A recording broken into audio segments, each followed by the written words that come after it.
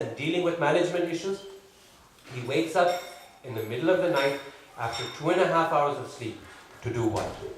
Translate Srimad Bhagavatam. Just so we have this work for us. Right? Just so we can take advantage of it.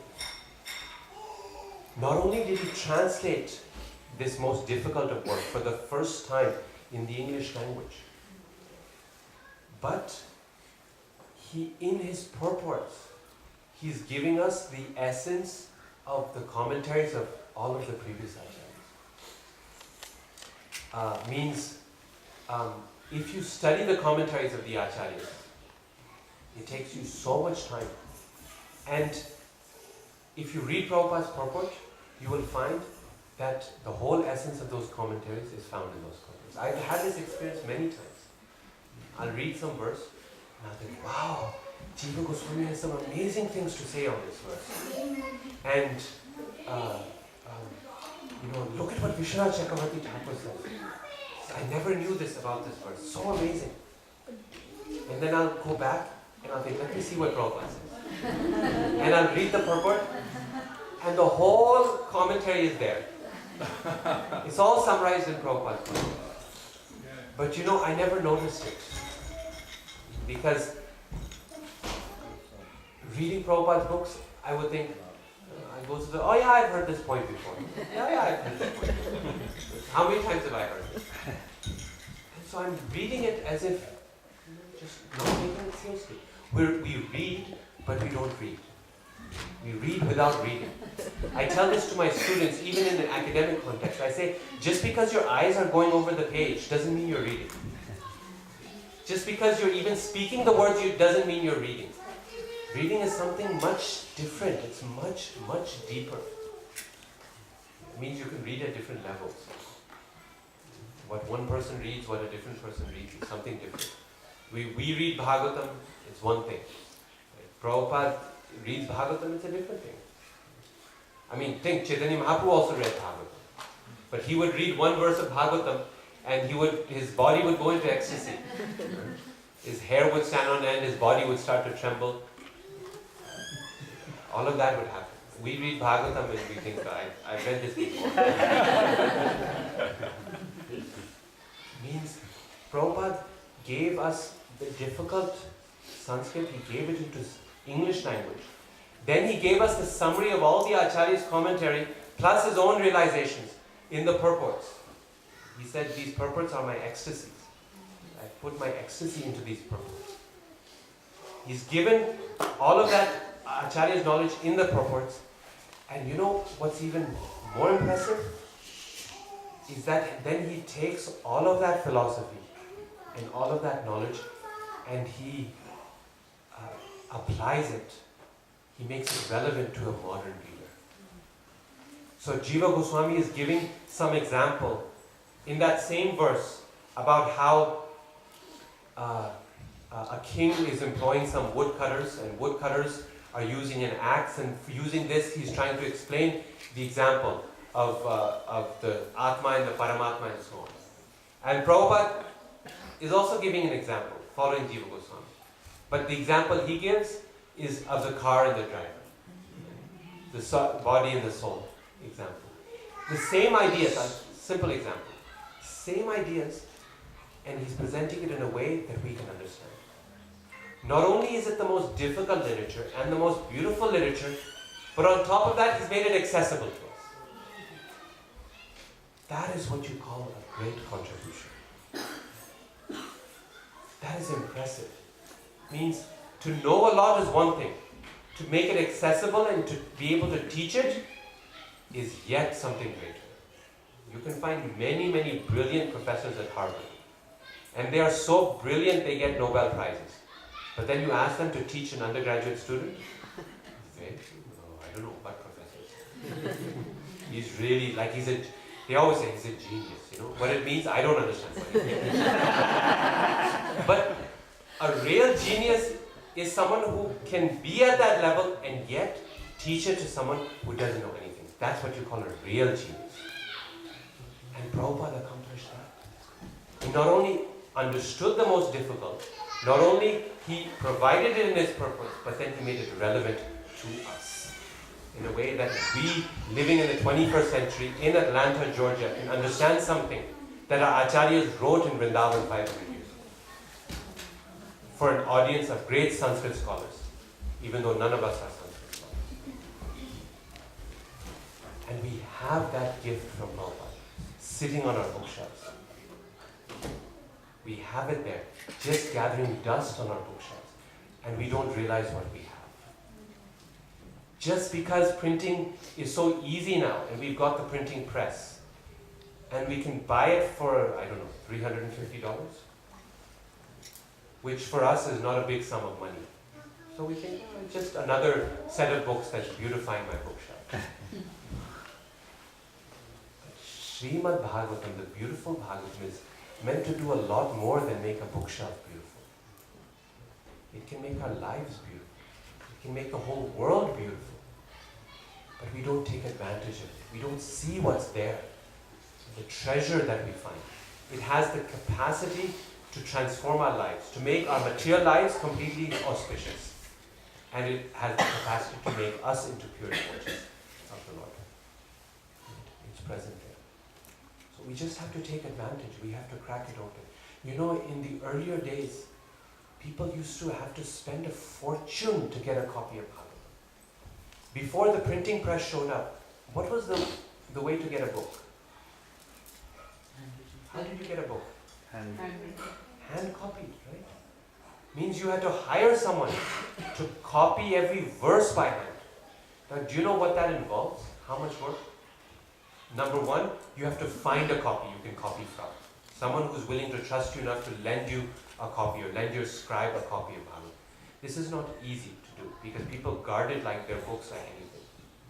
Then you have to find a scribe and pay him a good sum of money. If you wanted to copy Bhagavatam by hand, suppose you started this project, how much time would it take? Right? You have to take a week off of work, at least, to do it. Means you're paying someone for a week full time, if they're writing super fast, to copy just the verses, forget the commentaries, just the verses. And you want some pictures in it also, right? Some paintings. You want it to be beautiful. Just like we like our books with paintings. So all the old Bhagavatam manuscripts, they have beautiful paintings and artwork inside. So now you have to increase the project by at least a month. And you have to get the paper, which is not easy. Paper was very expensive, do you know? Extremely expensive to get good quality paper that will not fall apart after a month. So by now you've spent a fortune to get this copy. You wait maybe 6 months to get the copy. And you may or may not be able to read even, because most people did not know how to read. You would hire someone to come and do a katha in your house, to read Bhagavatam for you. All this effort people went for just one copy of Bhagavatam. Who was it who came to Gadadhar Pandit to study Bhagavatam? You remember? I forget who it was. From Chaitanya Chaitanya. He comes to Gadadhar Pandit to study Bhagavatam.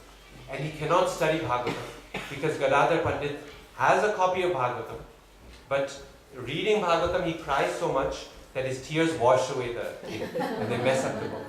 And he cannot study. He sends them to someone else. You please go there to study Bhagavatam. Means what? There was not even a second copy accessible. If we were missing a volume, what would we do? Oh, it's okay, I'll get another one. You go on Krishna.com or go to your local temple, you order a copy. That's it, no problem. What I mean to say, it's Kali Yuga. And things are difficult for us. And so Krishna has made it so easy for us. Never before in the history of the world has it been so easy to access Srimad Bhagavatam. It's in our own local language. It's accessible for just $300 some. It is available, multiple copies, every home you go to it's present. And it's the most valuable thing in this world. And yet, our situation is so unfortunate that we do not take advantage of what we have. This is why Chaitanya Mahaprabhu, he says, Nam Nam Akari Bahudar, Nija Sarva Shakti, Tatrarpita Niyamita Smarane Nikala. Nija Sarva Shakti is Tatrarpita. Smarane Nikala. Etadrishi Tava Kripa Bhagavam Tumapi, Durdaevam Idrisha Vinhajan Manura. I've got the most valuable thing. He's speaking about the holy name, but Bhagavatam is the same way. I've got the most valuable thing. I'm so unfortunate. Ihajani nanuraga. I have no taste for this at all. And therefore it's still sitting in my bookshelf. My beads are still sitting in my bead bag. So, this is just the first part of the seminar. But I encourage you, if there's one thing that you take away from the seminar, is the determination to study and read Bhagavatam regularly. Nityam Bhagavata Sevaya. If we do this regularly, the Bhagavatam guarantees us Bhagavati Uttama Shloke Bhaktir Bhavati Naishta. Devotional service to the Lord, bhakti for the Lord, will become an irrevocable fact in the heart. Prabhupada uses beautiful language. An irrevocable fact. You won't be able to get Krishna out of your heart after that. He'll be stuck in your heart forever. That's the power of the Srimad Bhagavatam. And we take advantage of it. Now keep in mind, everything that I've described in this first part of the seminar, all of this, we've glorified Bhagavatam, trying to give us an appreciation of the greatness of Bhagavatam without even for a little bit talking about its content. We talked about its vocabulary, its language, its meter, its poetry, its structure. We haven't even begun to talk about the content of Bhagavatam, which is of course the main thing. That's the main thing. It's what makes Bhagavatam so great. So you can imagine, just looking at it from the outside means just looking at the jar of honey without opening it, you can appreciate it so much. What to speak of when we actually open it and start to see what the content is. Then, how much there is. So, in the second part of the seminar, we will look at the, we will discuss the content of Bhagavatam. What is actually present, what's inside. But at this point, I want to pause and see if anyone has any questions about what I've said so far. Yes. From my understanding, how Srimad Bhagavatam stands apart from all the other scriptures like Puranas, Vedas, and all you just said about the vocabulary and the meters and all that. So, if I really want to relish, like you were saying, Srimad Bhagavatam, it sounds or it seems that if I'm not where you are, you are a scholar in Sanskrit, you know the meter, you know everything, then you can relish it. So, but just for somebody who doesn't have that, then the Srimad Bhagavatam wouldn't be, I won't say it's just like a book, but then he doesn't get that real nectar what you're saying unless you don't have all those things in place. So the question is, unless you have a lot of Sanskrit knowledge and you understand all this vocabulary and meter and grammar and so on, then how can you appreciate Srimad Bhagavatam? But the thing is, my goal is to tell you about them so you can understand that we have something valuable. But frankly, the grammar and the vocabulary are not very relishable. I mean, they're relishable because it's connected to Bhagavatam. But the point is, if you study the vocabulary and the grammar and the structure and all of that, it's a lot of work, it's a lot of headache. What's relishable is two things. One is the verses themselves, their beautiful pattern, the sound of the verses, and secondly, the content of Srimad Bhagavatam. For devotees, as devotees, yes, we can get into why it is dhimahi and why it is not dhyema, all of that. We can get into it if necessary, if it's appropriate for the audience. But as devotees, it's enough for us to realize this is a very, very special and unusual book. Now, let me actually taste its nectar. Because in this first part, my goal is to give you an appreciation for the bottle of honey, right? So you can explain it to someone else. But we are not interested in the bottle. We want to open it and taste it. And so, therefore, Prabhupada, he explains very nicely. He says, in many places he tells his disciples, he says, I have written my books in such a way that you can get the full benefit even without knowing something. And he says, this is why I've given you the Sanskrit, and I've given you the word for word, and I've given you the translation, and I've given you the commentary. That any serious student can appreciate this. You do not need to know Sanskrit in order to appreciate Srimad Bhagavatam. So, the point is, all of those things academically we can understand to the extent that it's necessary for our preaching to explain to others and to gain some pride in ourselves. Right? That is the main goal. We should have some pride about the fact that I have the best heritage in the world. Right? Just like we're proud of our family heritage. Right? Yeah. My father was such and such, my grandfather was such and such. So we have to be even more proud of our spiritual heritage. This is what I have. This is who my forefathers were. People like Vishwanath Chakravarti Thakur, Jiva Goswami, Swarup Damodar. This is my family. And this is the family heirloom that they left me in the safe, in the tijori.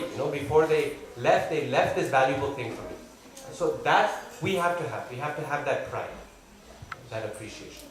And then we have to take advantage of it. So that's where the nectar is. It's in the pages. And that nectar is accessible to everyone else, regardless of whether we know Sanskrit or not. Now, there are ways of reciting the verses, and if you learn how to recite the verses, then you can really appreciate the beauty of the verses also. That's nice to do. But we can learn that as devotees. We don't have to go to, 2 years of Sanskrit in some Banaras Hindu university or something. We don't have to do it. We can learn how to recite the verses very nicely, very beautifully. There's about a dozen verses, or shlokas, that are found on a regular basis in Bhagavatam. Less than that, half a dozen that are found on a very regular basis. We just learn how to recite half a dozen, and we learn some basic rules for making sure that we don't mispronounce things. We can read Bhagavatam very nicely. Very beautifully, no problem. We can get it.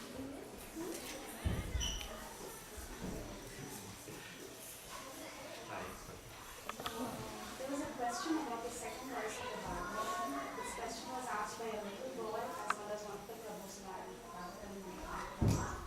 The question is, the second verse of Bhagavatam says this great sage Vyasdeva has composed. Yes.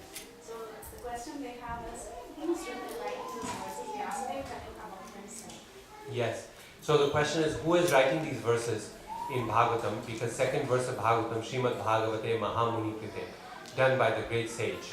So is he writing about himself? And the answer is, I don't know. I don't know who the author is of those first few verses. Definitely Srila Vyasadeva has written it down. Right?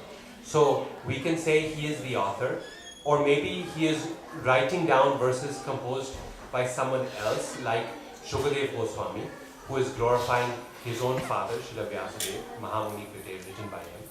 But the exact speaker is not specified.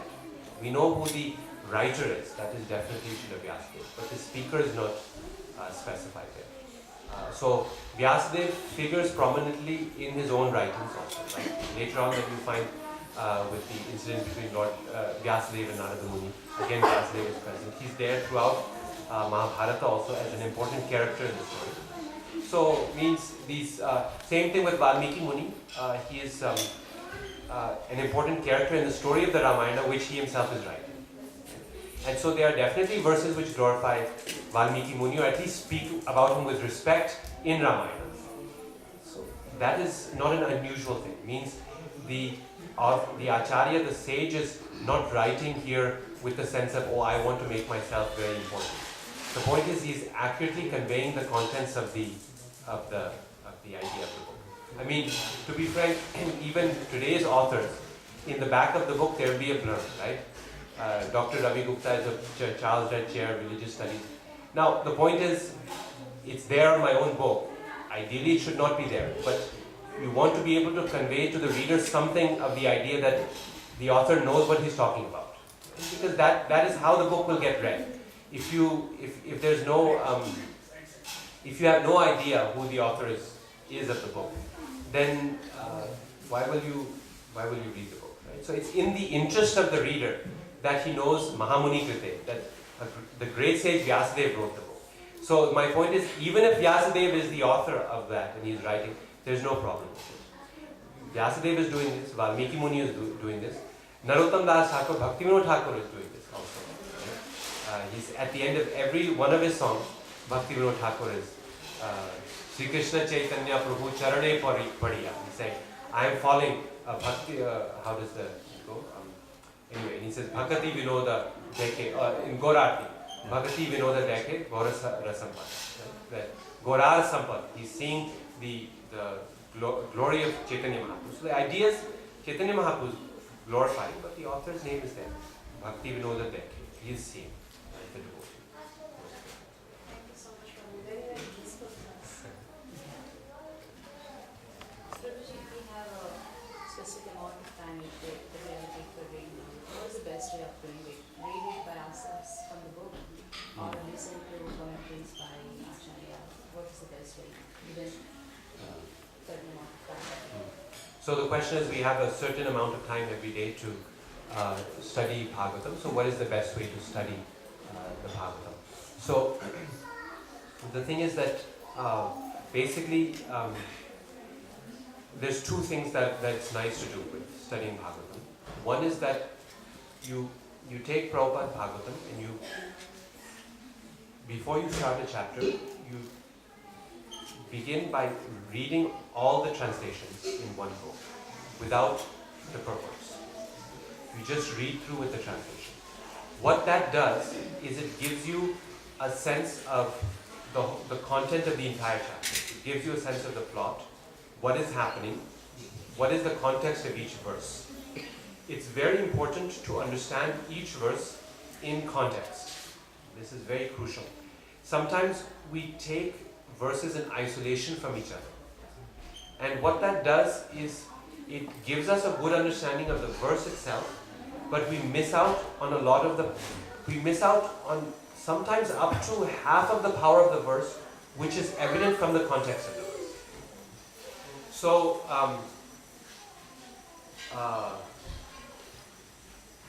this verse from Bhagavad Gita, Ananyas Chintayantu Mam Ye Jana Paripaste Tesham Nityabhyuktanam Yoga Kshema Vaham. Famous verse, right? Krishna is saying, one who thinks of me without any, with complete focus, that person, I carry what they lack and I preserve what they have. I completely take care of that person, right? Now, what is the context of that verse? What has Krishna just said before that? Do you know? Krishna has just finished speaking a few verses before that about the demigods. This verse occurs where? In chapter 9, right?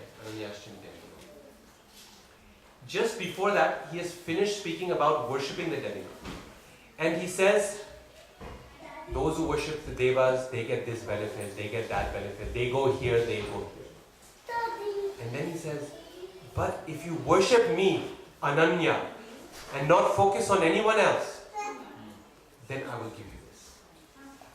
Means the verse is even more powerful because you realize that Krishna is giving you an alternative. He's giving you an offer here. He's giving you multiple options, and then he's giving you the best offer at the end.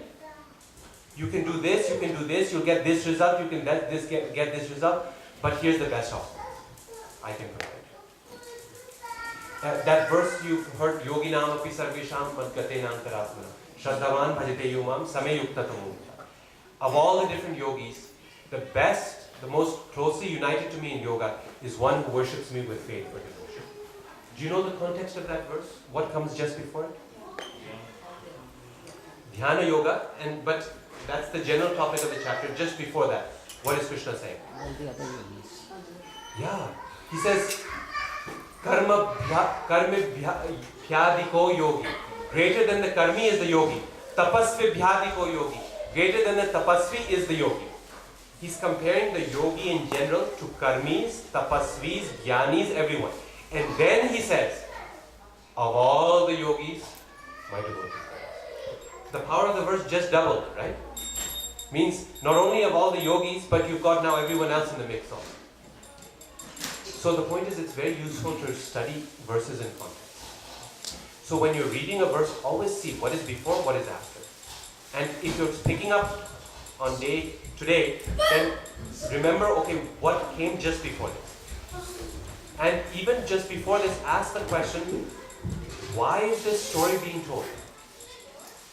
This is an answer to what question? Because everything in Bhagavatam is an answer to some questions. When the Shishupal story happens, Parikshit Maharaj is confused. He's asking, well, why is the Lord partial? No, sorry, the Shishupal story is the answer to the question. No. Shishupal story happens, the question gets asked, why is the Lord partial? Why is he slicing off the head of Shishupal? He seems to be insulted, but he's being partial. He's liking the Pandavas and he's disliking other people. And God should not be partial. And Parikshit Maharaj's, Shukadeva Goswami's answer to the question is, no, he's not being partial. He's actually, Shishupal is actually his close associate. And he's helping him by bringing him back to him very quickly. And then he tells the story of Jain. Same place. This is why in the third canto of Bhagavatam or seventh canto, you have the story of Jain Vijay twice in Bhagavatam. Do you know? Jain Vijay's story comes up twice, third canto and seventh canto. Because one time it's an answer to this question of why is the Lord partial? And the other time it's an answer to the question of where did Hiranyakashipu and Hiranyaksha come from? So if you understand the context, why is this question being asked? Why is this story being told? It's in answer to what question? Then your understanding of Bhagavatam increases. Because you see how everything functions in the context and the power of each verse becomes so much greater. Dharmam tu sakshat bhagavat pranita. You've heard that line before? Dharma is true dharma is that which is given by the Lord. Bhagavat pranita. What is the context of that verse? Who is speaking that verse and why? It's the story of Ajamil. When the Yamadutas come back, they've been sent away by the Vishnu Dutas. And the Yamadutas have just had a philosophical argument with the Vishnu Dutas. And they've said, this guy is a sinner. We have to take him to hell. And Vishnu Dutas say, no. He's already said the name of Vishnu. Narayana. He's ours. And the Yamadutas, they come back to Yamaraj and they say, my Lord, this is the first time we've been contradicted. Ever. Your authority is absolute in this world. When Yamaraj comes, no one can stop him. He says, what? This is really bad precedent. What will happen to the world? You know, like, if you do all these sins and someone can just show up and they can nullify the sins just like this.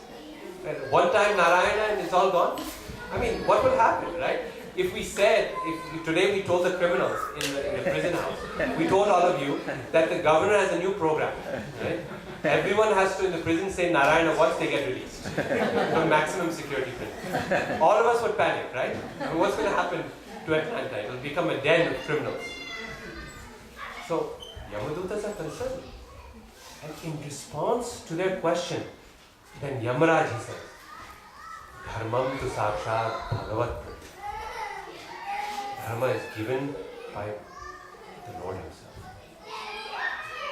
He is the one who decides what is dharma. I am not the one who decides what dharma is. And if Yamaraj cannot decide what is dharma, death has the absolute authority. Right? If Yamaraj comes and says, I'm sorry, this is dharma, what are you going to say? Yes, sir, I'll do whatever you want, right? Just don't take me. If Yamaraj says dharma I cannot define, then can you or I decide what is dharma? Can I come and say this is dharma, that is not dharma? Krishna lied, so it is not dharma. He's dancing with other men's wives. This is not dharma. Can I say? No. So the context makes the verse so powerful. This is why study of Bhagavatam is so important. Because we see in Bhagavatam what is the basis of everything that we quote, all the verses that we recite. We see their basis, we see their power. So that's one thing, that we read the verses, we understand their context. And then the second thing is that we go in depth. So both. You see the big picture, the context, and then you take each verse individually, like we do in Bhagavatam class. And we go as deeply as possible. And for that, Prabhupada's purports are indispensable. one very nice exercise to make sure that you're paying attention when you're reading the purports is try to correlate the purports back to the verse, the translation. Try to correlate back and say, why is Prabhupada saying X in this verse? Why? Because sometimes we read the purports as a disconnected entity. And we think, so we're not this body. I've heard this 500 times. Here again it is in the purport. Or the Mayavadis are all bad. So I've read that many times now. So we're reading the same thing and then we disconnect it from what we're reading. But Prabhupada is making that point here because it's relevant to this verse. It's explaining something in the verse. So what word, what line, what point is he trying to explain in this verse? That is the question we need to ask. And if you ask that question, and if you understand what's happening, then you will pay attention to the purport. We'll get a better sense of what's being said there. So that's a useful way to make sure that we're paying attention to the purport. Is ask yourself the question, why? Why here? Why is Prabhupada making this point here? What am I supposed to learn from this verse of Srimad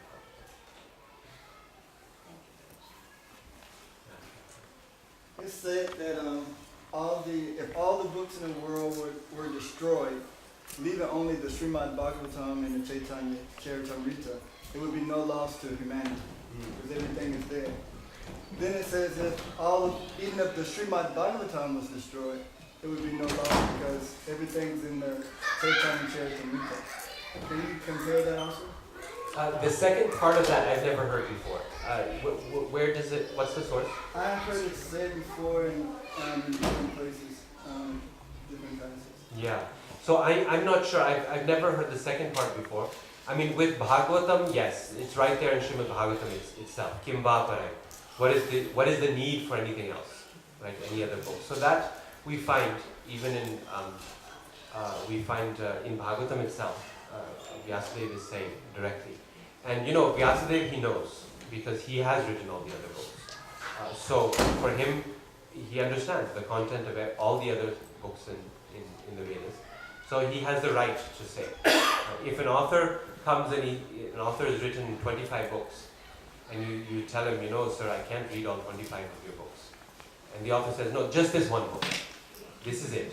You read this one, everything else, you don't need anything else. So we'll believe him, right? Because he knows what he's talking about. So Vyasadeva is the author of all of the Vedas. He's either written them down or he's composed them himself. And he's compiled them. He taught them to different branches of disciples. Bhagavatam explains. For each of the Vedas went to one line of disciples. The Puranas went to a fifth line of disciples. He understands everything. He's explained it all. He's the literary incarnation of the Lord. And he's saying you don't need any other book. So we can accept that. We can believe that. And the only way really to verify this fact is to read the Bhagavatam ourselves. And we see. It's all there. Psychology, history, philosophy, science, and geography, anything else we want to know, it's there. So all the other books are meant to help us to understand Bhagavatam. All the acharyas, they wrote their books just so we can understand Bhagavatam nicely. That's all. They're all meant. Jiva Goswami explains at the beginning of Tattva Sandarbha, he says, we will often quote from other books also in this writing. But please keep in mind that these books I'm not quoting them to verify or substantiate what the Bhagavatam says.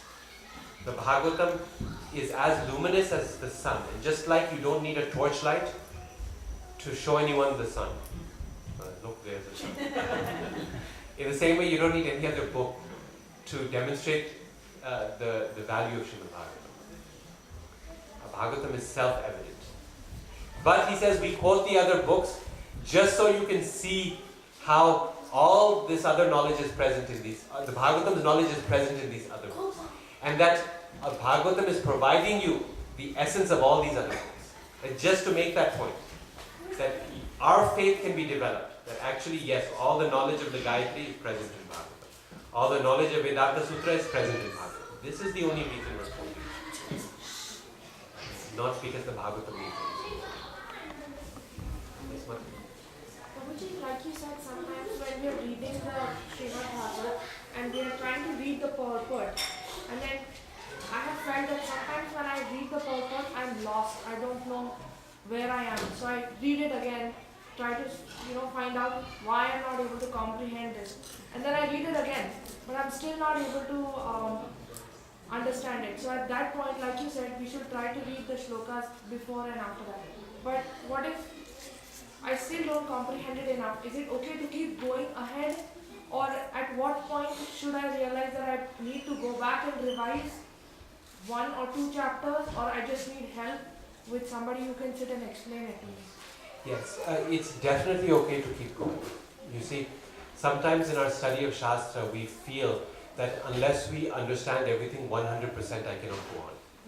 But the point is, 100% knowledge is impossible when it comes to Shastra. We will never understand it 100%. In fact, it's unlimited, right? Even if you understand it 100%, there's still 100% more to learn. Purnamadaha Purnamidam. There's more yet to come, right? This is why even the greatest of scholars in our history keep reading Bhagavatam. Otherwise they would stop. Like Shukadeva Goswami, he was completely self-realized. He had nothing more to learn. He came out of his mother's womb already completely enlightened after 16 years. But still, he's reading Bhagavatam. So, we won't get it 100%. The idea is, each time we go through Bhagavatam, each time we go over the verse, we'll get newer understanding, we'll get deeper understanding. Krishna will reveal more to us. So we read the verse, we read the translation, we read the purport. We try to understand as much as we can, we move on. Then we come back to it again, later on. But we move on. Right? Then your second round reading, you can understand more, you can understand more deeply. Now if it's a really pressing issue, and it's really bothering you, then you can discuss with other devotees who may understand that verse and get their input and their advice. So that's very useful to study Bhagavatam in a group or to get advice from others. But in general, I would not recommend fretting about it too much and saying, oh, I don't understand it. Because then we get on the mental platform, right? It becomes all about our mind. And the big confusion, in fact, when we fret too much, the confusion from, instead of being the confusion is, I don't understand what Bhagavatam is saying, the confusion becomes, why don't I understand? My mind is so good and I'm so intelligent, why don't I understand? And the confusion becomes about me, right? And it becomes a matter of pride. I should be able to understand after all, right? I'm such an educated, intelligent person. But we have to come to terms with the fact that, my intelligence is very small. So this is Krishna revealing himself. So as much as he's wanting to reveal, I'll try my best. I have to put in my effort. But then I wait for the Lord to reveal fully. Thank you. So you mentioned that sometimes in the purport we read and feel that, oh, this is getting repeated again and again, like we are not the body and Maya body first. So can you again repeat like how to get out of that situation? Yes. So Prabhupada repeats points many times, but there's two things we can keep in mind. One is that each time Prabhupada repeats a point, he does it in a new angle, in a new light, with a new application. In other words, that is relevant to this context, this is why he's repeating it, otherwise he would not.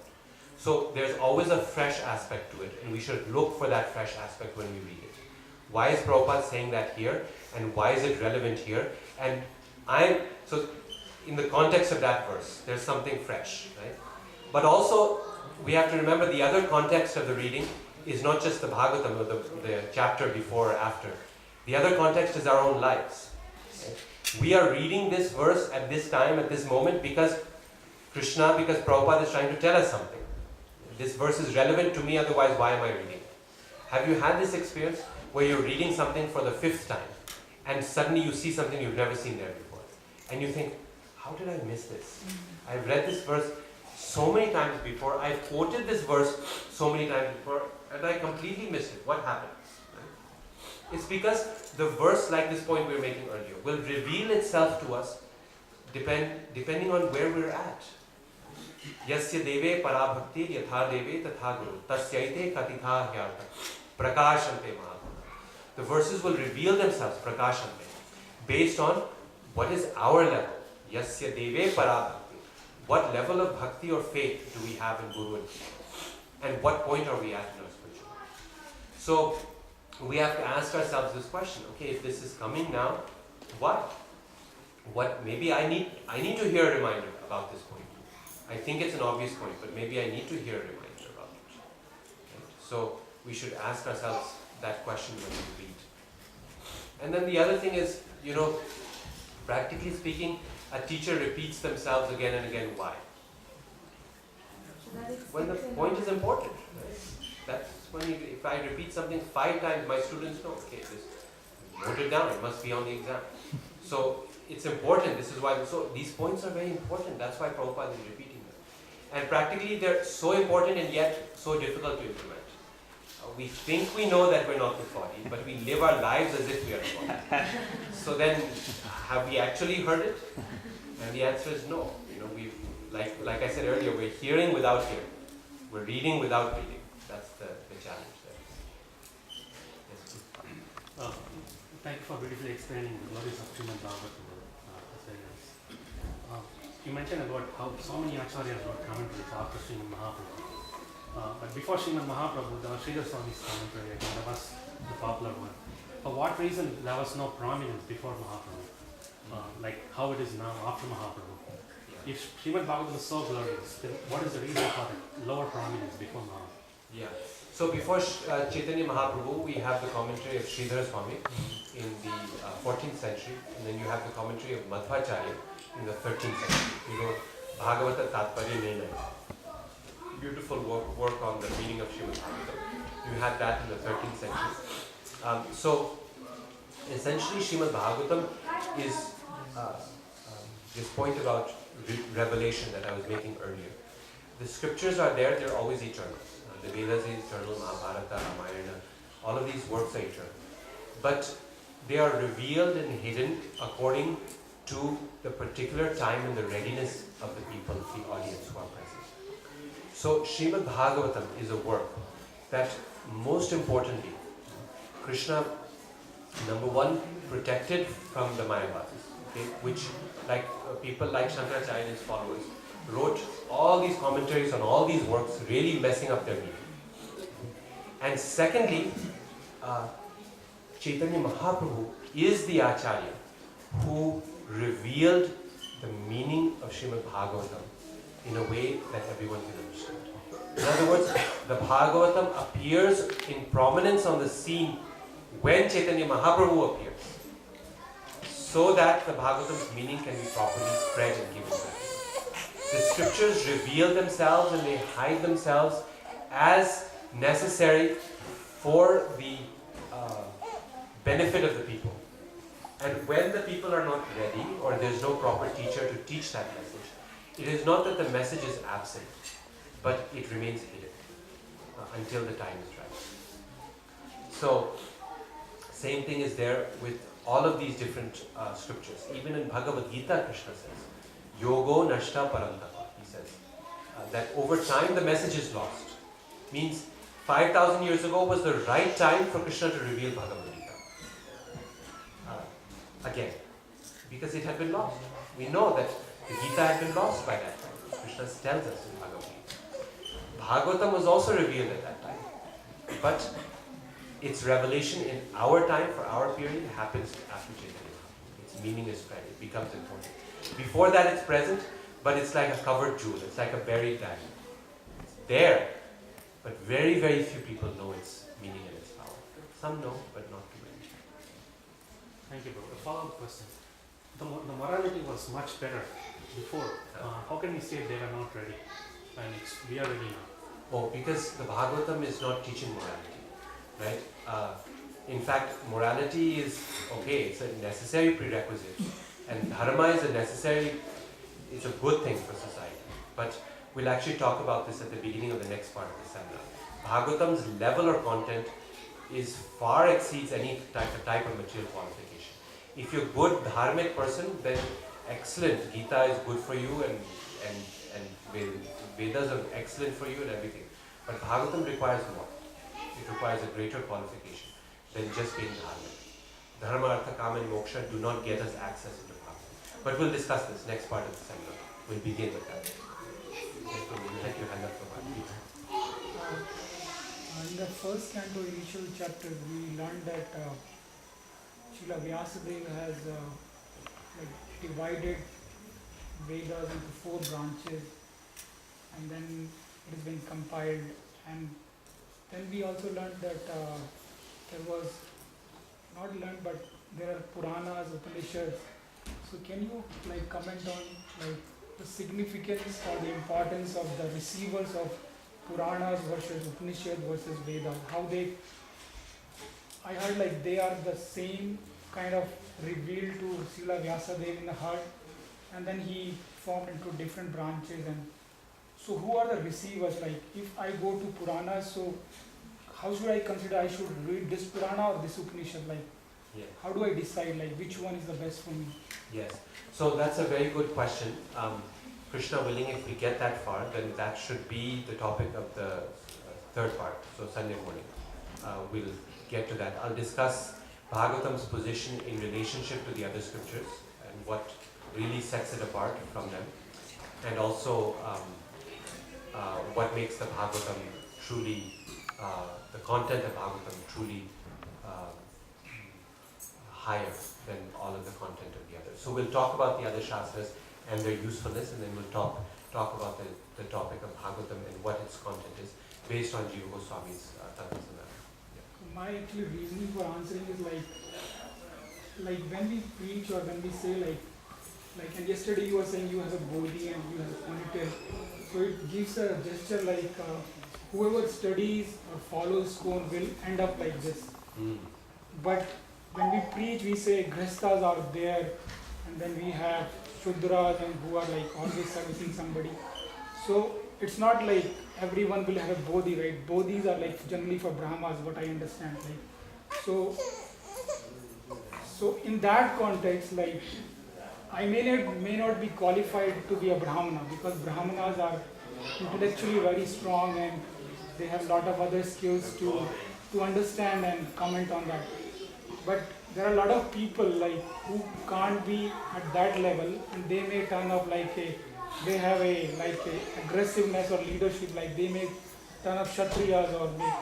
So in that context, everyone should read Bhagavatam, or is it like I have some Purana that is probably suitable for me other than Bhagavatam? In that context, I was asking that question. No, Bhagavatam is suitable for everyone, but at the same time, it will not be attractive to everyone. And we will speak about this right after the lunch break. Bhagavatam, the reason it's not attractive for everyone is because it is giving the most valuable thing. And different people at different levels are interested in different things.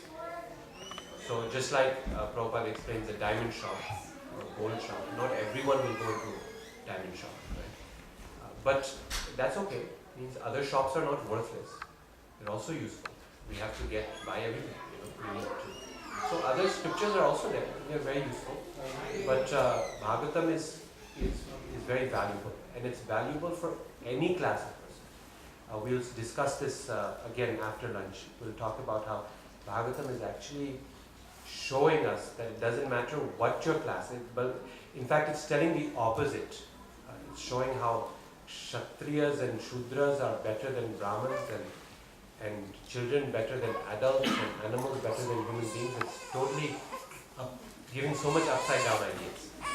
Just to make this point, that bhakti is available for everyone. So, no question of caste distinction, or class, or anything like that. Thank you. When it comes to bhakti. So there's still many hands, but we will, after the end of the next seminar, again we'll have next part, we'll have a good chunk of time for questions.